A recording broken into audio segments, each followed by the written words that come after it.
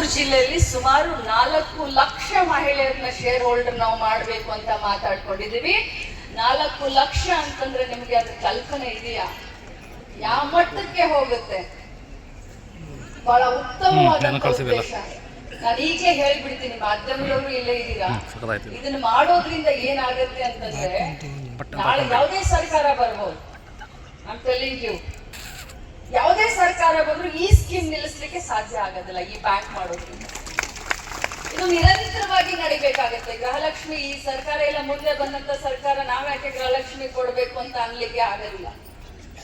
ಯಾಕಂದ್ರೆ ಇಷ್ಟೆಲ್ಲ ಮಹಿಳೆಯರು ಈ ಬ್ಯಾಂಕ್ ನಲ್ಲಿ ಇರೋದ್ರಿಂದ ನನ್ನ ಒಂದು ಉದ್ದೇಶ ಅದೇ. ಈ ಸರ್ಕಾರ ಬಂತು, 2,000 ಕೊಟ್ಟು, ಮುಂದಿನ ಸರ್ಕಾರ ಬಂತು, ಇದನ್ನ ಬಂದ್ ಮಾಡ್ತು, ನೋ, ಸಾಧ್ಯನೇ ಆಗೋದಿಲ್ಲ ಅವರಿಗೆ. ಅದಕ್ಕೋಸ್ಕರ ನಿರಂತರವಾಗಿ ಈ ಯೋಜನೆ ಮಹಿಳೆಯರ ಲಾಭ ತಗೊಳ್ಳಿ ಅಂತ ಹೇಳಿನೇ ನಾವು ಈ ಒಂದು ಬ್ಯಾಂಕ್ ಮಾಡ್ತಾ ಇದ್ದೀವಿ. ಇದು ಒಂದು ಕಡೆ ಆದ್ರೆ, ಇನ್ನೊಂದು ಕಡೆ ಅವ್ರಿಗೆ ಆರೋಗ್ಯದಲ್ಲಿ ಏನಾದ್ರೂ ಇದು ಬೇಕಾದ್ರೆ ಲೋನ್ ಸಿಗುತ್ತೆ, ಎಜುಕೇಶನ್ ಲೋನ್ ಸಿಗುತ್ತೆ, ಮನೆ ಕಟ್ಟೋಕೆ ಲೋನ್ ಸಿಗುತ್ತೆ, ಗಾಡಿ ತೆಗೆದುಕೊಳ್ಳಿಕ್ಕೆ ಲೋನ್ ಸಿಗುತ್ತೆ, ನೀವು ಹೈನುಗಾರಿಕೆಯನ್ನ ಮಾಡ್ತೀವಂದ್ರೆ ಲೋನ್ ಸಿಗುತ್ತೆ, ಕೃಷಿ ಉತ್ಪಾದನೆಯಲ್ಲಿ ನಿಮ್ಗೆ ಏನಾದ್ರೂ ಕೆಲಸ ಮಾಡ್ತೀವಿ ಅಂತಂದ್ರೆ ಲೋನ್ ಸಿಗುತ್ತೆ, ಪರ್ಸನಲ್ ಬಿಸ್ನೆಸ್ ಅನ್ನ ಶುರು ಮಾಡ್ತೀವಿ ಅಂತಂದ್ರೆ ಲೋನ್ ಸಿಗುತ್ತೆ. ಬಹಳಷ್ಟು ಕಡಿಮೆ ಕಾಗದ ಪತ್ರದ ವ್ಯವಹಾರವನ್ನ ಇಟ್ಕೊಂಡು, ನಿಮ್ಮ ಮೇಲೆ ವಿಶ್ವಾಸವನ್ನ ಇಟ್ಕೊಂಡು, ಸರ್ಕಾರದ ಗ್ಯಾರಂಟಿಯನ್ನ ಕೊಟ್ಟು ನಿಮ್ಮನ್ನ ಸಬಲೀಕರಣ ಇನ್ನು ಉತ್ತಮ ರೀತಿಯಲ್ಲಿ ಇನ್ನೊಂದು ಹೆಜ್ಜೆ ಮುಂದೆ ಬಯಲಿಕ್ಕೆ ನಮ್ಮ ಪ್ರಯತ್ನ ನಡೀತಾ ಇದೆ. ಸೊ 4 ಲಕ್ಷ ಜನ ಅಂತ ಹೇಳಿದ್ದೀರಾ, ನಾನು ಖಂಡಿತವಾಗ್ಲೂ ಅದೇ ಅಂಕಿಯನ್ನ ತಲೆಯಲ್ಲಿ ಇಟ್ಕೊಂಡು ಹೋಗ್ಬೇಕು ಅಂತ ಮಾಡಿದ್ದೀನಿ.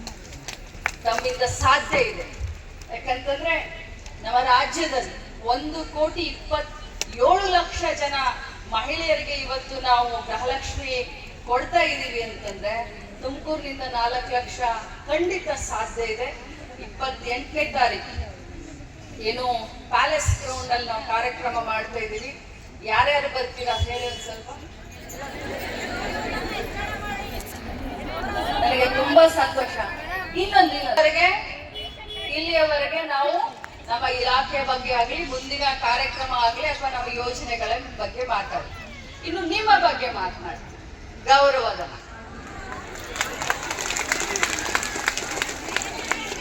ಸ್ವಲ್ಪ ತಾಳಮ್ಮ ಮಾತಾಡ್ತೀನಿ. ನಿಮ್ಮ ಗೌರವಧನ ನಮ್ಮ ಜವಾಬ್ದಾರಿ ಇದೆ. ಈಗಾಗಲೇ 1,000 ರೂಪಾಯಿಯನ್ನ ಕಾರ್ಯಕರ್ತರಿಗೆ, 750 ನಮ್ಮ ಸಹಾಯಕರಿಗೆ ಈಗಾಗಲೇ ಈ ಸರ್ಕಾರ ಬಂದ ಮೇಲೆ ನಾವು ಜಾಸ್ತಿ ಮಾಡಿದೀವ ಇಲ್ಲ. ಹಿಂದೆ 2017ರಲ್ಲೂ ಕೂಡ ಸಿದ್ದರಾಮಯ್ಯನವರು, ಉಮಾಶ್ರೀ ಅವರು ಮಂತ್ರಿ ಇದ್ದಂತ ಸಂದರ್ಭದಲ್ಲಿ ಹಿಂದೆ ಕೂಡ ನಾವು 2,000 ರೂಪಾಯಿ ಜಾಸ್ತಿ ಮಾಡಿದೀವ. ಅವಾಗ್ಲೂ ಸಿದ್ದರಾಮಯ್ಯನವರು ನಿಮ್ಮ ಬಗ್ಗೆ ನಾವು ಕಾಳಜಿ ತಗೊಂಡು ಅವಾಗ್ಲೂ 2,000 ನಾವೇ ಮಾಡಿದ್ವಿ. ಈಗ ಬಂದ್ಮೇಲೆ 1,000 ನಾವು ಮಾಡಿದ್ವಿ. ಮುಂದೆನೂ ಕೂಡ ನಾವೇ ನಿಮಗೆ ಮಾಡಿಕೊಡ್ತೀವಿ ಅನ್ನುವಂತ ಮಾತನ್ನ ಹೇಳ್ತಾ ಇದ್ದೀನಿ. ನಮಗೆ ಏನು ಅಂತಂದ್ರೆ ನಮ್ಮ ಇಲಾಖೆಯಲ್ಲಿ ಸುಮಾರು 70% ನಮ್ಮ ಕಾರ್ಯಕರ್ತರು, ಸಹಾಯಕಿಯರು ಸುಮಾರು 70% ಗೃಹಲಕ್ಷ್ಮಿಯ ಫಲಾನುಭವಿಗಳಿದ್ದಾರೆ.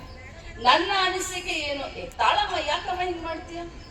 ನನ್ನ ಅನಿಸಿಕೆ ಏನು ಅಂತಂದ್ರೆ ಗೃಹಲಕ್ಷ್ಮಿ ಸ್ಕೀಮ್ ಒಂದ್ ಕಡೆ ಇರ್ಲಿ, ಇವ್ರಿಗೆ ಪರ್ಮನೆಂಟ್ ಆಗಿ 2,000 ರೂಪಾಯಿಯನ್ನ ಗೌರವ ಧನನೇ ಹೆಚ್ಚಿಗೆ ಮಾಡಬೇಕು ಅನ್ನುವಂಥದ್ದು ನನ್ನ ಅನಿಸಿಕೆ. ಸೊ ಅದು ನಾವು ಮಾನ್ಯ ಮುಖ್ಯಮಂತ್ರಿಗಳ ಹತ್ರ ನಾವು ಚರ್ಚೆ ಮಾಡಿದೀವಿ. ಮೊನ್ನೆ ಬಜೆಟ್ ನಲ್ಲಿ 1,000 ಜಾಸ್ತಿ ಆಗಿದೆ. ಮುಂಬರುವಂತ ಬಜೆಟ್ ನಲ್ಲಿ ಇನ್ನೊಂದು 1,000 ಜಾಸ್ತಿ ಮಾಡುವಂತ ಪ್ರಯತ್ನವನ್ನ ನಾವು ಮಾಡ್ತೀವಿ. ಖಂಡಿತವಾಗ್ಲೂ ನಾವು ಮಾಡ್ತೀವಿ. ಮತ್ತು ಜೊತೆಯಲ್ಲಿ ನೀವು ಇಷ್ಟು ದಿನ ನನಗೆ ಹೇಳ್ತಾ ಇದ್ರಿ, ಇಲೆಕ್ಷನ್ ಸಂದರ್ಭದಲ್ಲಿ ನಮ್ಮನ್ನ ಉಪಯೋಗ ಮಾಡ್ಕೊಳ್ಬೇಡಿ ಮೇಡಮ್, ನಮ್ಗೆ ಬಹಳ ತೊಂದರೆ ಇದೆ ಅಂತ ಹೇಳ್ತಾ ಇದ್ರಿ. ನಿಮ್ಗೆ ಅದರಿಂದ ಎಕ್ಸಂಪ್ಷನ್ ಕೊಡ್ಸಿದ್ನೋ ಇಲ್ಲೋ. ಆದ್ರೆ ಶುಭ ಹೇಳ್ತಾ ಇದ್ದಾರೆ, ಮೊನ್ನೆ ನಡೆದಂತ ಸಮೀಕ್ಷೆಯಲ್ಲಿ ನನಗೆ ಅಂಗನವಾಡಿ ಕಾರ್ಯಕರ್ತರು ಬಹಳ ಸಹಾಯ ಮಾಡಿದ್ರು ಅಂತ. ನಾನಂದೆ ನಮ್ಮವ್ರು ಇಲೆಕ್ಷನ್ ಡ್ಯೂಟಿನೇ ಬೇಡ ಅಂತಂದಿದ್ದಕ್ಕೆ ಚೀಫ್ ಸೆಕ್ರೆಟರಿ ಅವ್ರ ಹತ್ರ ನಾನು ಏನೇನೋ ಇದನ್ನ ಮಾಡಿ ಮುಖ್ಯಮಂತ್ರಿಗಳನ್ನ ಒಪ್ಪಿಸಿ ಇಲೆಕ್ಷನ್ ಡ್ಯೂಟಿಯಿಂದ ನಾನು ಹೊರಗಡೆ ತಗದೆ ಅಮ್ಮ. ಆದ್ರೆ ನೋಡು, ನಮ್ಮ ಅಂಗನವಾಡಿಯವರು ನೀವು ಏನ್ ಕರೆದ್ರು ಕೂಡ ಕೆಲಸ ಮಾಡ್ತಾರೆ, ಅದು ನಮ್ಮ ಅಂಗನವಾಡಿಯವರ ಶಕ್ತಿ ಅಂತ ಹೇಳಿದೆ. She was praising.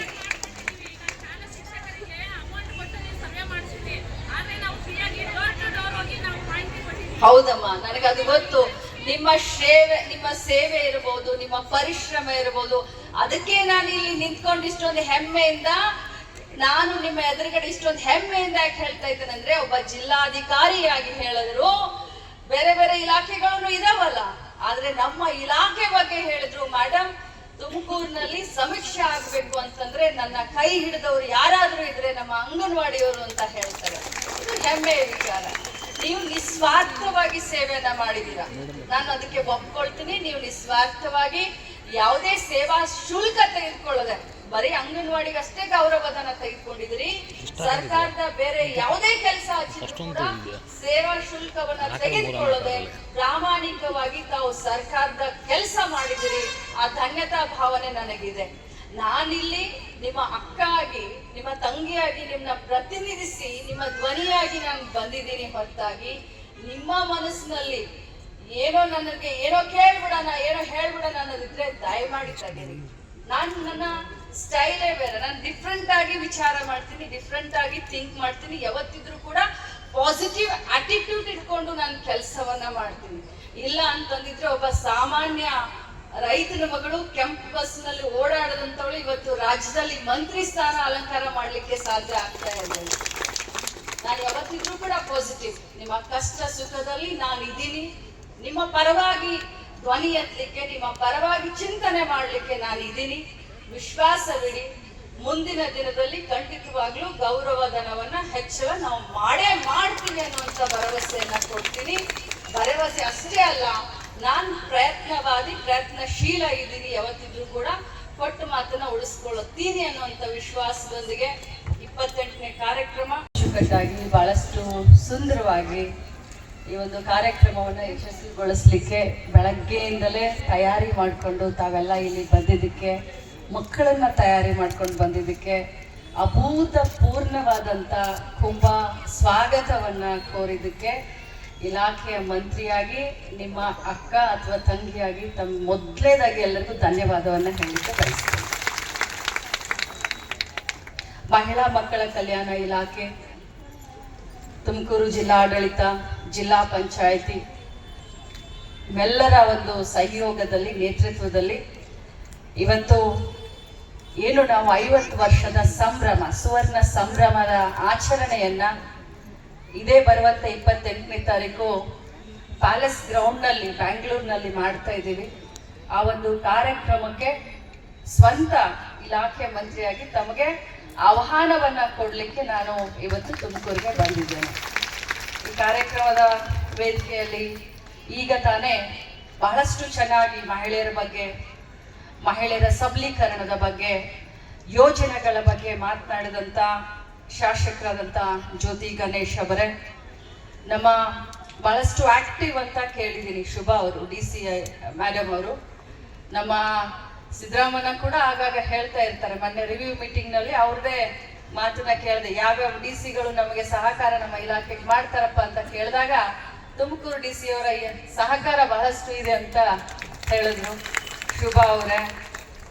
ನಮ್ಮ ಗ್ಯಾರಂಟಿ ಸಮಿತಿಯ ಅಧ್ಯಕ್ಷರುಗಳಾದಂಥ ಚಂದ್ರಶೇಖರನ್ ಅವರೇ, ವೆಂಕಟೇಶ್ ಮೂರ್ತಿ ಅವರೇ, ಚಂದ್ರಕಲಾ ಅವರೇ, ನಮ್ಮ ಹರೀಶ್ ಅವರೇ, ನಮ್ಮ DD ಅವರಾದಂಥ ಸಿದ್ದರಾಮಯ್ಯ ಅವರೇ, PO ಅವರೇ, CDPOಗಳು ಬಂದಿದ್ದೀರಿ, ಸೂಪರ್ವೈಸರ್ಗಳು ಬಂದಿದ್ದೀರಿ, ಅಂಗನವಾಡಿಯ ಎಲ್ಲ ಸಹಾಯಕಿಯರು, ಕಾರ್ಯಕರ್ತರು ಮತ್ತು ಅದೇ ರೀತಿ ನನ್ನ ಮಾಧ್ಯಮದ ಎಲ್ಲ ನನ್ನ ಸಹೋದರರು.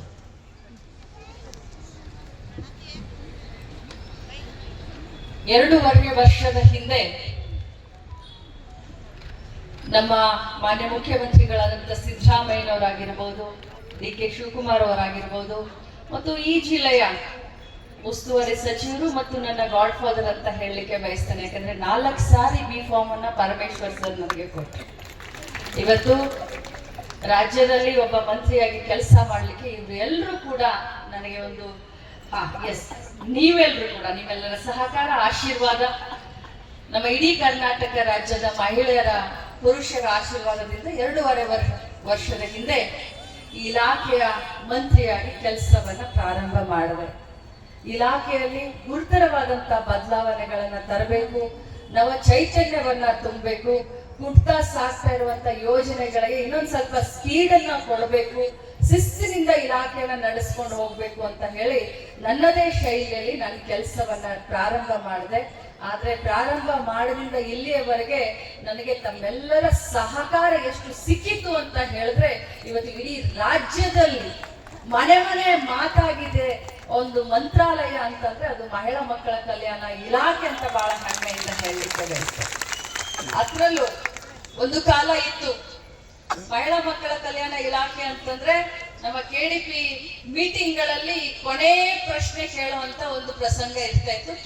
ಕೇಳ್ತಾ ಇದ್ರು ರಿವ್ಯೂ ಮೀಟಿಂಗ್ ಅಲ್ಲಿ, ಕೇಳಲಿಲ್ಲ ಅಂತಂದ್ರೆ ನಮ್ಮನ್ನ ಕಡೆಗಣನೆ ಮಾಡ್ತಾ ಇದ್ರು. ಆದ್ರೆ ಯಾವತ್ತಿನಿಂದ ನಮಗೆ ಗೃಹಲಕ್ಷ್ಮಿ ಅನ್ನುವಂತ ಯೋಜನೆ ನಮ್ಮ ಇಲಾಖೆಯಿಂದ ನಾವು ಮಾಡ್ತಾ ಇದ್ದೀವಿ, ಅವತ್ತಿನಿಂದ ಏನಾದ್ರೂ ಟಾಪ್ 5 ಇಲಾಖೆಯಲ್ಲಿ ಯಾವ್ದಾದ್ರು ಒಂದಿದ್ರೆ ಅದು ಮಹಿಳಾ ಮಕ್ಕಳ ಕಲ್ಯಾಣ ಇಲಾಖೆ.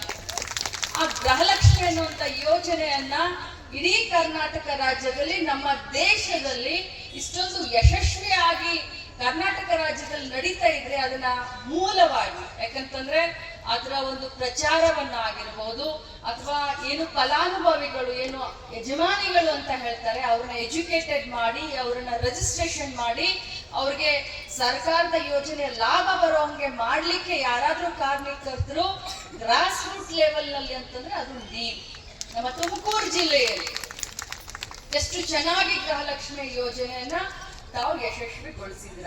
ಅದರಲ್ಲೂ ನಮ್ಮ ಇಲಾಖೆಯಿಂದ ಕೊಟ್ಟಂತ ಅನೇಕ ಕಾರ್ಯಕ್ರಮಗಳನ್ನ ಫೇಸ್ ರೆಕಗ್ನಿಷನ್ ಸಿಸ್ಟಮ್ ಅಂತ ಹೇಳ್ತೀವಿ ನಾವು, 99.1% ತುಮಕೂರು ಜಿಲ್ಲೆಯಲ್ಲಿ ಆಗಿದೆ ಅಂತಂದ್ರೆ ನನ್ನ ಕಡೆಯಿಂದ ಒಂದು ದೊಡ್ಡ ಶಬಾಷ್ಗಿರಿ ಅಂತ ಹೇಳಲಿಕ್ಕೆ ಬಯಸ್ತೇನೆ.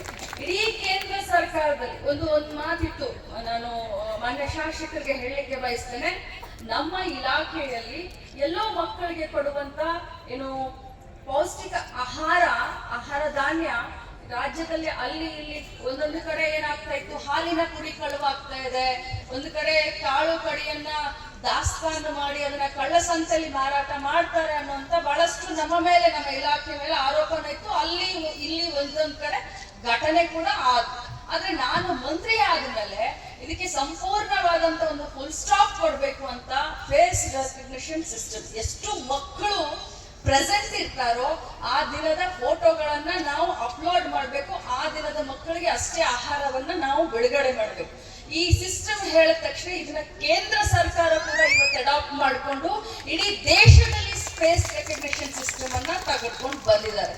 Karnataka is always been a model.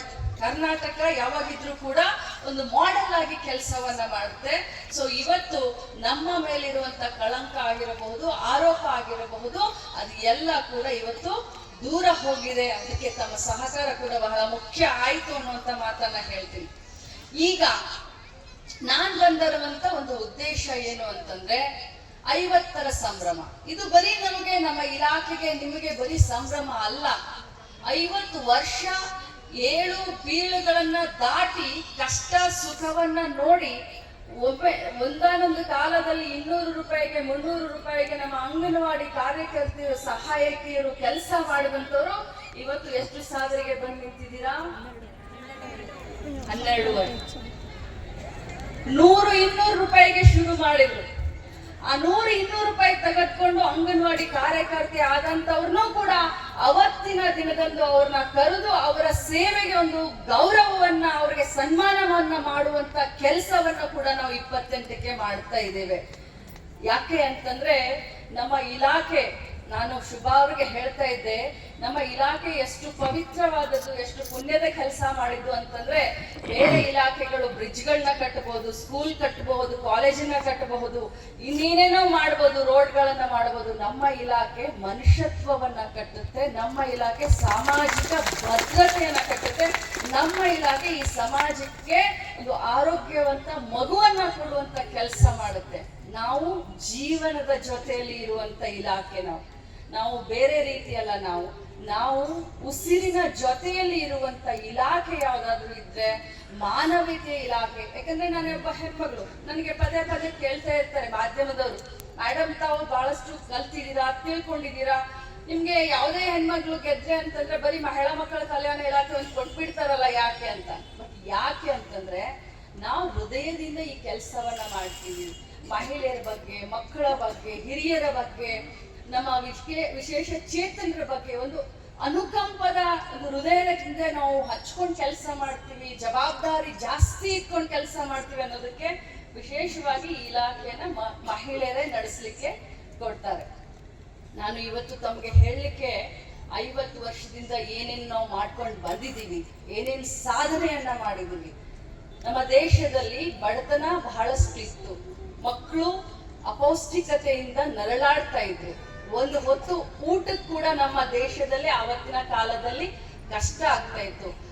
ಹೆಚ್ಚಿನ ವಿಡಿಯೋಗಳಿಗೆ ಪ್ರತಿಧ್ವನಿ ಯೂಟ್ಯೂಬ್ ಚಾನೆಲ್ ಸಬ್ಸ್ಕ್ರೈಬ್ ಮಾಡಿ, ಬೆಲ್ ಐಕಾನ್ ಕ್ಲಿಕ್ ಮಾಡಿ.